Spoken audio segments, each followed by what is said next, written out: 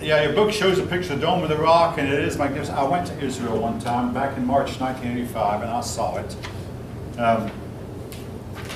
They have constructed beautiful temples, beautiful mosques. They're a place of worship. Yeah, it's called a mosque instead of a church.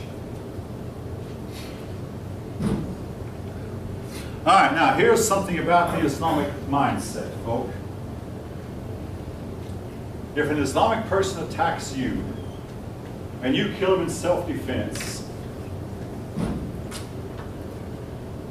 in their mind, who's at fault? You or the Islamic person who attacked you?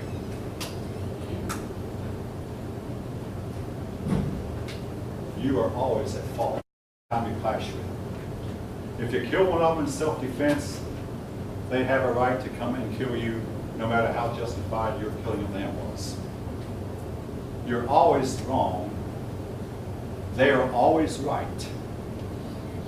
If, in the course of fighting them, you kill an innocent child, and our American troops have, and folk, I have to say, you cannot fight a war, especially in modern times, without killing civilians. In World War II, our bombers killed German and Japanese civilians right and left. Nobody thought anything about it. Today we make a big issue of it. You cannot fight a war without killing civilians in today's world. It's impossible. Well, they have a right, because we kill theirs, to come over here and kill our civilians. Because we kill theirs. Unlike other peoples, they do not quit fighting. Now, in our history, we fought the Indians for a few hundred years, but after the Indians saw they couldn't win, after a while, they quit fighting. The fight is over. The North and South fought. When the Confederacy saw they couldn't win, their leaders surrendered and they quit fighting. Some Southerners tried to stir up the fight for many generations, but the fight is over. Japanese, they fought us hard for a long time, but when their emperor said it's over, all the Japanese, from the generals to the privates, quit fighting. Yeah. I mean, out of sarcasm, I mean, how do we win this one? Just give them free Wi-Fi? How do we win this war? I'm glad you asked that. Okay, here's my thing. There is no winning. I've got two thoughts. All right. That part of the world, and sorry, I haven't been there, it just seems forsaken. It's a big, crappy sandbox, and it seems like you're pissed about that pretty much.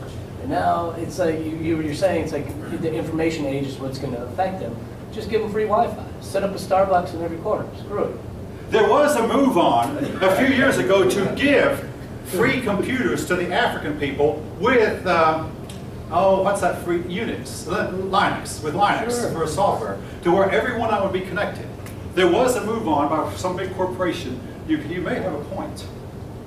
But even though, now one of the problems they have economically, folk, is in 1905, somebody discovered oil in their territory, and they discovered more and more oil. Well, the companies who discovered oil went in and drilled it. The Arabs said, this is our territory, it's our land, and they took over. Now, you might think it's justifiable, except for one thing. Here's the repercussions.